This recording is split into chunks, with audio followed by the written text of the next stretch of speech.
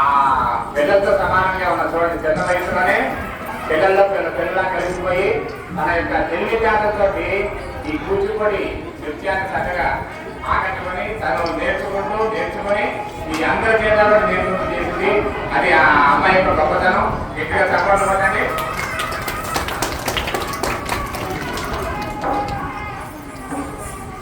మంగళమాంగళ్యే శివే సర్వార్థసాధికే శరణ్యే త్ర్యంబకే దేవి నారాయణి నమోస్తుతే.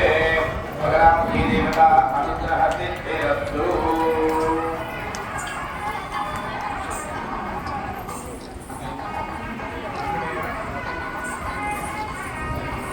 మీరేం చేస్తారంటే మీరు ఎట్లా వచ్చారో మాకేం తెలియదు, కానీ ఆఖరి రోజులు మీరు ఈ అమ్మవారి సన్నిధిలో మైకెట్టి తీసుకుంటూ చక్కగా పండగ రోజున మీ పిల్లలు తీసుకొచ్చి ఈ కూచిపూడి నృత్య ప్రదర్శన కార్యక్రమాన్ని అమ్మవారి సన్నిధిలో చక్కగా చేశారు. ఈ చిరదేవులందరికీ కూడా అమ్మవారి అనుగ్రహంతో వారు చదువుకునేటువంటి చదువులో మంచి విద్యాభివృద్ధి కలగాలి మేము కూడా మనస్ఫూర్తిగా కోరుకుంటున్నాం. అలాగే మీ పెద్దలందరికీ బట్టి చెప్పేది ఏంటంటే ఇది అంతరించిపోయే కళ.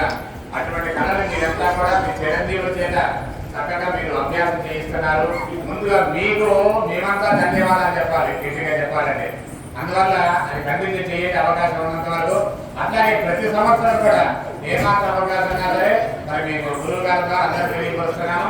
మాకు ముందుగా తెలియకపోతే డేట్ ఫిక్స్ చేసుకొని ఈ దసరాలోనే కానుకోండి ఎప్పుడైనా సరే వచ్చి మీరు చక్కగా ఆలయంలో మీరు ఈ యొక్క కూచిపూడి ప్రదర్శన కార్యక్రమాన్ని నిర్వహించుకోవచ్చు. నెరవేర్చాక అందరికీ కూడా శుభాకాంక్షలు.